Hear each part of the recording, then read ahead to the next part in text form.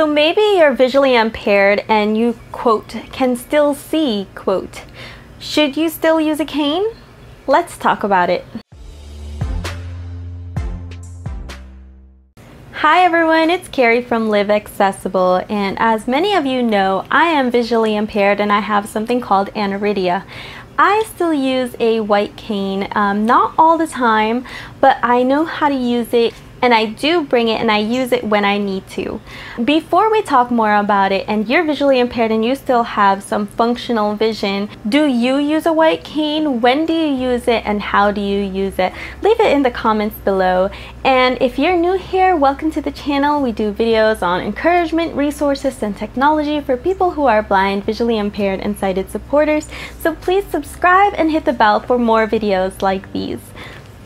I learned most of my cane skills in high school. They took me out of class for about 30 to an hour and we would hit the streets and walk around, but I honestly didn't really use it because I, quote, didn't need to, and I could still see, I could get to my classes, I could, find a door, I could function, and also it was just really, I just felt so self-conscious with a lot of people because, a lot of kids would be asked, why do I have that, or what is it? And I didn't know how to answer.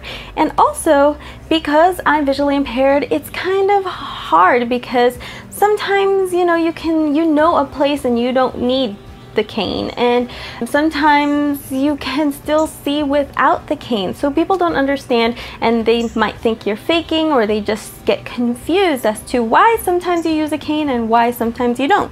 I really didn't use it much except when maybe I crossed the street or in airports or places like that, or the Social Security office. And I didn't like to use the cane. I didn't think that I needed it. I really believe that it's important, if you're visually impaired, to know how to use a cane at the very least and carry it with you, even if you don't use it always. Pablo and I did a video all about canes, what they are, why to use one, where to get one, and how to use one in general lines. And I will link that video down in the description and in the YouTube card. But I think it's so important, even for people who are visually impaired, to use the cane. Now that I have become older, I've gained a lot more confidence and understand why I should use the cane. I've really grown more comfortable with it because, like Derek from Life After Sight Loss, all the cane says about you is that you can't see very well. It's just a tool. That's all it is. It says nothing about you except that you can't see very well. So having a cane can really help people identify that fact. And that's the main reason I use a white cane. It's for identification. I personally really need it at night because I can just basically don't have night vision. I don't have very good depth perception, so it does help me with the steps, but I don't really get out all that much by myself because I have a 2-year-old and I have so much things to do.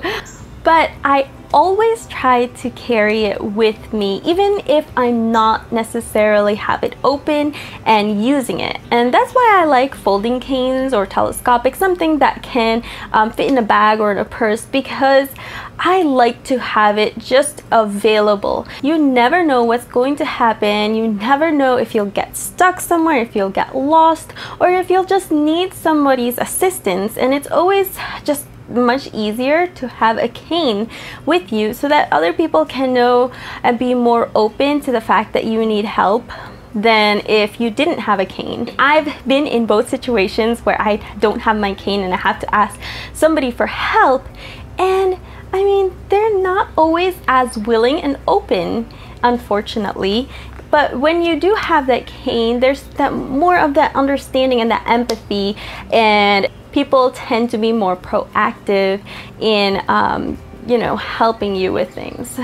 I know a lot of the time there's kind of that difficulty understanding from people that don't understand the difference between blind and visually impaired.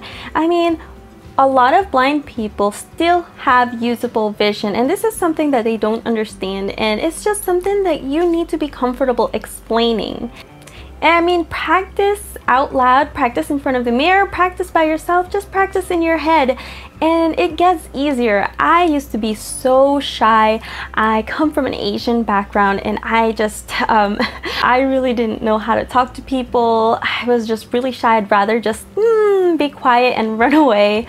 But you know, sometimes you really need help, and you need to be able to express yourself, what you need and what you don't need. I think that's an important part of using a cane, or even not using a cane. Just an important part of life, really, as blind and visually impaired people. Also, you never know, God forbid anything bad happen, but you can always use your cane as some kind of defense. I hope you never have to face that, but you could possibly use your cane to protect yourself. You never know, the world can be crazy, and it's just one more thing that you can use in a very bad situation, which I, again, hope that nobody ever has to face. For people who are night blind, you know, and I know that there are people who just don't go out at night. You never know if you'll get stuck somewhere and you'll have to be out at night. And if you don't have that cane, just as a contingency plan, you know, it could be dangerous for you.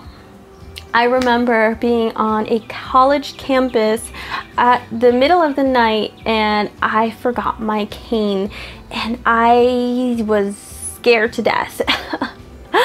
I didn't know where to go, where the path was. It had just rained, the grass and the path looked exactly the same. There was no contrast. The street lights were like hundreds of feet apart, and I was like, what do I do?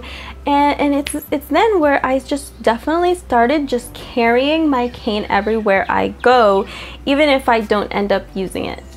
I carry around an aluminum folding cane. That's just my preferred cane, and I always carry it in Little Pablo's backpack or my purse, just in case, like I've been saying. And you can also get a folding cane, and they have, if you're taller and you need a longer cane, they have ones that are in 5 sections or 6 sections, which makes them thicker but does make them shorter. So depending on your bag and just your preference, you could go with a 5 or 6 section cane.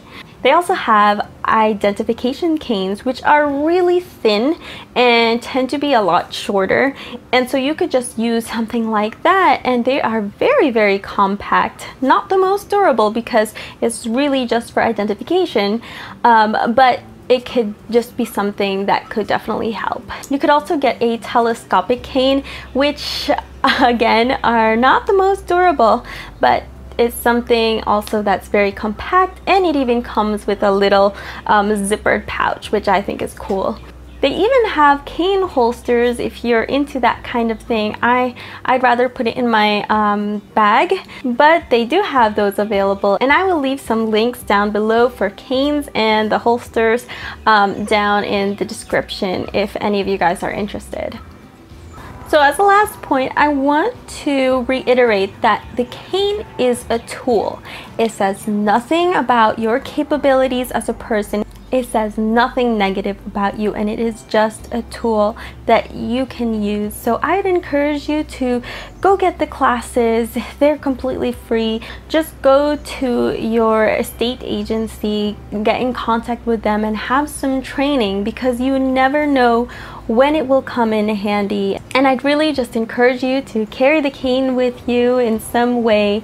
It's better to have it and be prepared for anything than get stuck somewhere where you really could have used the cane. So those are just some of my thoughts. That's just my opinion. What do you guys do? Do you guys use a cane? Do you bring it with you? Leave it in the comments below.